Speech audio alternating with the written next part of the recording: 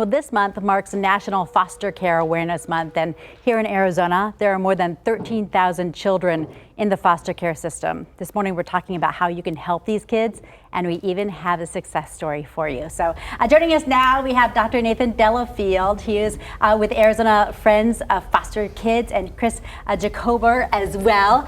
Good morning to both of you. Thank you for being with us today. Good morning, Good Jamie. morning. I want to start with a picture of a cute little boy who we have, because this little boy has quite a story. Doctor, tell me about him. Well, you know what?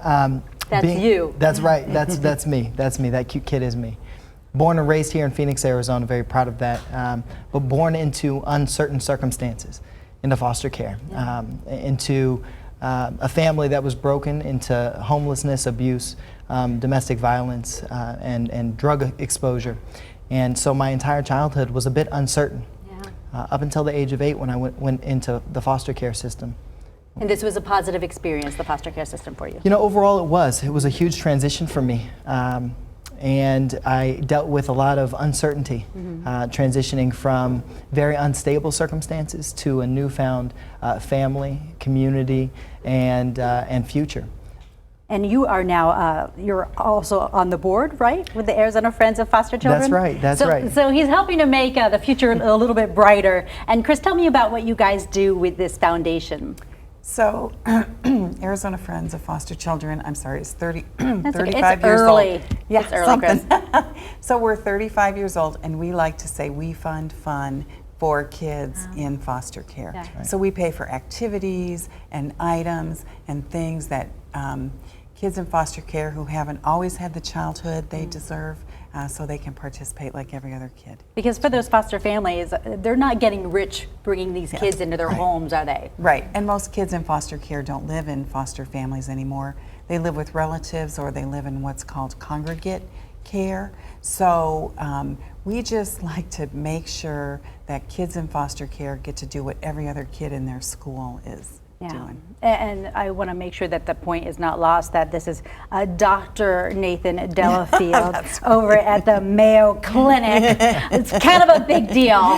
Your story must be so inspirational, and just congratulations to what you have done. Thank you, thank you.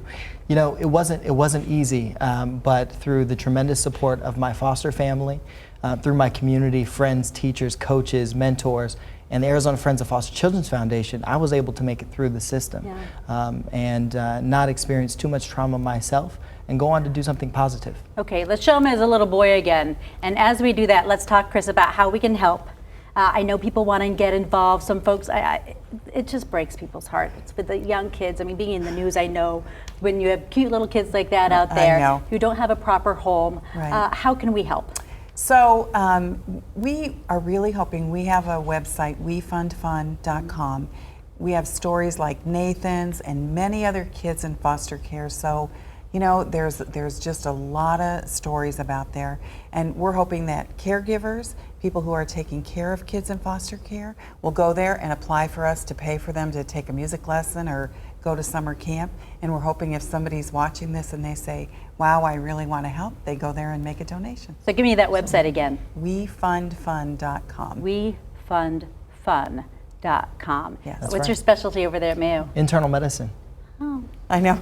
He's a smart I'm going to guy. ask for you next time I'm at Mayo. Check in. I'd like a certain doc, please. Thank you very much. Congratulations Thank to you, you and thank you very for the work much. that you guys are Thank doing. you. Thank you.